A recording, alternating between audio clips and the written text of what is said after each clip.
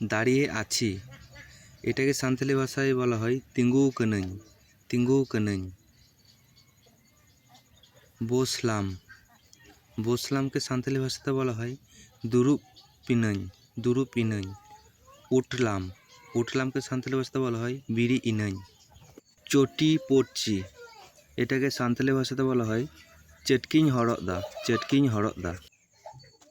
গাছকে প্রণাম করলাম, এটাকে সাঁওতালি ভাষাতে বলা হয় দড়িং ডবক আদা। গাছে চাপছি, এটাকে সাঁওতালি ভাষাতে বলা হয় দড়িরেኝ দেজক কানা, দড়িরেኝ দেজক কানা। গাছে থেকে নামছি, এটাকে সাঁওতালি ভাষাতে বলা হয় দড়িকুñ ফেডক কানা।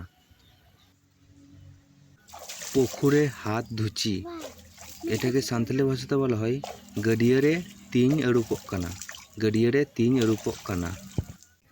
আমি শুয়ে আছি, এই কথাটা আমি সাঁওতালি ভাষায় বলছি ইনিং গিতি আকানা, ইনিং গিতি আকানা।